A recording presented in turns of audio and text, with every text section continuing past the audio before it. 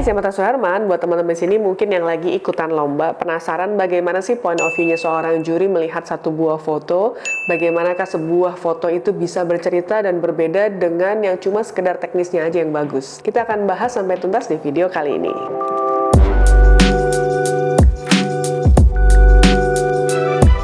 Belakangan ini aku lagi ikutan roadshow-nya dari JNE Content Competition 2026. Kebetulan tahun ini tahun keempat aku dipercaya menjadi salah satu juri untuk kategori fotografi. Informasinya, nah di sini buat teman-teman yang mungkin penasaran gimana sih point of view-nya seorang juri dan bagaimana sih membuat satu buah karya yang mungkin langsung dilirik nih sama jurinya. Kita akan bahas satu persatu, tapi sebelumnya saya ingin mengucapkan terima kasih buat teman-teman yang udah subscribe dan juga buat teman-teman yang baru aja ketemu channel ini, jangan lupa di subscribe sekarang karena setiap minggunya saya membahas tentang fotografi dan juga beragam informasi tentang industri kreatif. Dan buat teman-teman di sini yang menanyakan apakah bisa memanggil saya untuk kebutuhan kampus, perusahaan ataupun komunitas, langsung kontak ke nomor di bawah ini, nanti akan dibantu oleh administrasi saya. Demikian juga buat teman-teman yang membutuhkan jasa fotografi, videografi dan juga kebutuhan kreatif untuk social media management dan lainnya. Dan buat teman-teman di sini yang nonton mungkin pernah ya ikut satu buah lomba lalu kemudian penasaran sebenarnya juri itu ngelihatnya kayak gimana sih, poin-poin apa aja yang masuk ke dalam kategori penilaian. Nah, biasanya dalam satu buah penjurian itu kita pasti akan menemukan beberapa peraturan-peraturannya. Sesederhana yang pertama biasanya akan ada tema apa yang harus kamu jalani, tema apa yang harus kamu buat, lalu kemudian periode pengambilan gitu ya. Jadi misalkan lomba ini dibuka dari tanggal 1 Mei sampai 30 Mei misalnya. Lalu kemudian juga ada peraturan-peraturan lainnya seperti misalnya tidak mengandung sara, ya politik dan lain-lain gitu ya. Itu pasti akan ada dijelaskan dalam peraturan. Jadi buat teman-teman di sini pastikan baca dulu peraturannya dan apakah kamu menyetujui peraturan tersebut. Nah, lalu kemudian beberapa hal lainnya juga misalnya untuk penggunaan kamera. Zaman sekarang smartphone sudah berkembang sangat cepat ya. Jadi nggak cuma kamera profesional seperti DSLR ataupun mirrorless, tapi juga mungkin diperbolehkan untuk kebutuhan dari smartphone fotografi. Dan tidak menutup kemungkinan juga buat teman-teman di sini yang mungkin drone fotografi juga diperbolehkan. Jadi ini penting banget buat teman-teman baca dulu detailnya satu persatu. Nah, lalu selain itu mungkin ada informasi-informasi lanjutan seperti size dari file tersebut, atau bisa juga pengumpulannya misalnya menggunakan hashtag tertentu pada platform sosial media tertentu gitu ya, atau menggunakan website yang mereka miliki. Nah, itu penting banget buat kamu ketahui. Dan biasanya kita tuh memiliki 3 buah tahapan ya. Jadi yang pertama yang bisa kita lakukan adalah kita membuang sampah istilahnya. Maaf mungkin kedengarannya agak sedikit kasar, tapi sampah ini kadang-kadang penting banget untuk dilakukan di screening awal. Artinya banyak ya teman-teman, apalagi yang misalkan lomba-lomba yang gratis gitu ya.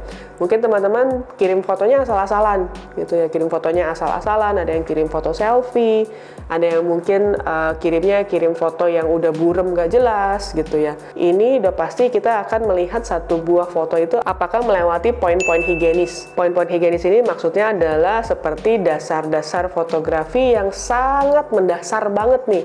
Kayak misalkan fokus gitu ya, apakah fotonya itu tajam apa enggak, atau noise-nya itu berantakan apa enggak.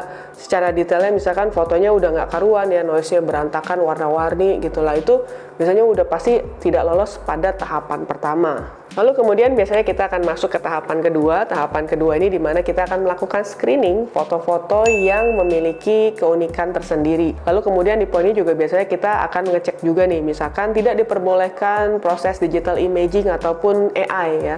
Di sini kita akan pelajari apakah foto ini sebenarnya foto tempelan atau bukan gitu ya. Nah, biasanya setelah tahapan kedua itu kita akan mengumpulkan misalnya sekitar top 20 atau top 10 gitu. Dan setelah kita memilih top 20 atau top 10 itu biasanya kita akan masuk ke tahapan yang terakhir nih. Nah, di sini karena kita melewati 3 tahapan yang sangat vital, jadi teman-teman harus memastikan karya kamu itu memang unik gitu ya, memiliki stopping power, memiliki wow factor, di mana juri itu bisa ngelihat kayak otomatis akan terhenti gitu ya. Kita akan berhenti ngeliatin dan menelaah apa aja sih elemen visual yang dimasukkan dalam satu buah karya. Apakah ini sesuai dengan target kita untuk mencari pemenang pertama, kedua, dan ketiganya, atau tidak sesuai gitu ya. Jadi banyak hal-hal yang kita harus lewati dalam tahapan-tahapan tersebut. Lalu kemudian biasanya seorang juri itu tidak boleh hanya sekedar suka. tapi harus ada elemen-elemen pertimbangan lainnya. Makanya satu buah penjurian itu biasanya nggak cuma satu orang, biasanya 2 fotografer, satu lagi dari penyelenggara misalnya, atau bahkan kadang-kadang sampai 5 orang gitu. Tapi biasanya disarankan dalam jumlah yang ganjil. Nah, kita akan masuk ke pembahasan berikutnya mengenai bagaimana satu buah foto itu memiliki stopping power. Kalau kita bicara tentang teknis fotografi, teman-teman pasti udah paham lah ya teori-teori seperti triangle exposure. Kalau teman-teman di sini belum tahu, mungkin bisa cek di link di bawah ini. Ini adalah videoku pembahasan tentang triangle exposure, atau mungkin juga bisa cek di video ini tentang komposisi. Lalu bisa juga teman-teman belajar tentang lighting gitu ya. Nah, di sini banyak faktor teknis yang mungkin sudah harus mutlak kamu kuasain. Poin berikutnya yang teman-teman harus ketahui bahwa satu buah foto itu bukan cuma sekedar mengabadikan momen, tapi di sini seorang fotografer juga dituntut untuk bisa bercerita. Karena biasanya satu buah karya, satu buah foto, walaupun dia still ya, tidak bergerak sama sekali, itu biasanya ada energi yang bisa dideliver. Pernah nggak ngalamin satu buah foto kita lihat lalu kita kemudian terenyuh gitu ya, kita merasa sangat sedih, atau bahkan kita mungkin terbahak-bahak ketawa karena saking lucunya, atau bahkan mungkin kita ngerasa kayak ngilu, kita ngerasa kayak tersayat-sayat gitu. Itu juga ada emosi-emosi yang biasanya kita akan rasakan di sana. Baik fotografi, videografi, tulisan, itu biasanya akan ada emosi yang terbakar di sana. Jadi satu poin yang teman-teman harus perhatikan adalah untuk membuat satu buah konten, satu buah karya itu biasanya membutuhkan bensin yang dibakar, artinya membutuhkan emosi yang dibakar di sana. Apakah teman-teman ingin membuat itu lucu, menyedihkan, kagum gitu ya, atau mengerikan? Nah, di sana ada emosi-emosi yang bisa muncul dalam satu buah karya. Lalu kemudian yang kedua adalah mengenai hierarki visual. Hierarki visual itu biasanya mata manusia itu akan mencari objek yang jauh lebih besar. Objek yang jauh lebih besar itu akan menjadi point of interest atau inti cerita dari foto kamu. Jadi biasanya kalau kamu ingin bercerita, pastikan hierarkinya dipikirkan secara visual. Hierarki dari yang paling besar, paling kecil, sampai pendukung-pendukungnya.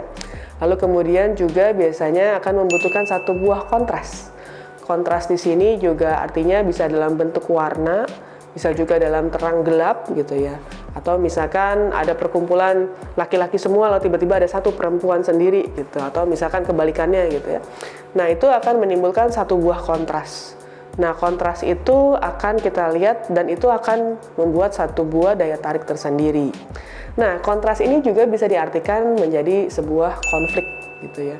Jadi konflik dalam satu buah foto itu penting sehingga kita bisa ngerasa bahwa kok kayak gini ya. Nah, kita ada rasa penasaran yang membuat satu orang juri, bukan cuma juri aja, tapi penikmat karya kamu itu akan berpikir, ini apa yang ingin disampaikan?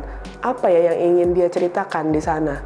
Jadi pertanyaan-pertanyaan itu akan muncul. Jadi ketika satu buah karya itu bukan cuma sekedar bagus aja, tapi kita juga membutuhkan emosi di dalamnya, kita membutuhkan konflik dan kontras di dalamnya, supaya kita semakin penasaran dan pengen cari tahu lebih lanjut lagi. Lalu kemudian banyak juga yang bertanya, apakah semua foto itu bercerita atau tidak gitu ya. Jadi dalam kelas-kelasku pada saat kemarin keliling dari kampus ke kampus untuk konten competitionnya JNE, aku selalu menjelaskan bahwa foto itu ada 2 macam. Ada satu yang memang dia hanya hidup di dalam alam benda gitu ya, artinya dia akan menjadi sebuah benda, atau dia yang memang bercerita. Jadi ada 2 jenis foto yang berbeda sebenarnya. Yang pertama misalkan dia masuk ke dalam alam benda nih ya. Misalnya kamu memotret satu buah piring dengan isi makanan dengan background putih. Kita tahu itu adalah benda, benda itu adalah makanan dan piringnya.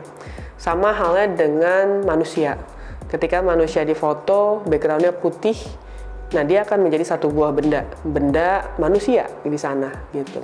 Tapi ketika kita menambahkan elemen di backgroundnya, kita menambahkan lighting, kita bercerita lebih lanjut, misalkan ada satu buah piring dengan makanan, kemudian backgroundnya ada suasana di kebun dengan tanaman gitu ya, lalu kemudian ada cahaya masuk dari kiri gitu, lalu kemudian ada tangan orang yang sedang mencoba memotong makanan tersebut. Nah, di sana akan terjadi sebuah cerita yang berbeda gitu. Jadi dia bukan cuma sekedar benda, tapi di sana ada storytellingnya. Itu akan menimbulkan emosi yang berbeda. Jadi banyak hal-hal yang kita harus pahami bahwa satu buah visual itu memiliki banyak banget yang disebut dengan unsur semiotika, simbol-simbol, icon-icon, elemen-elemen gitu ya.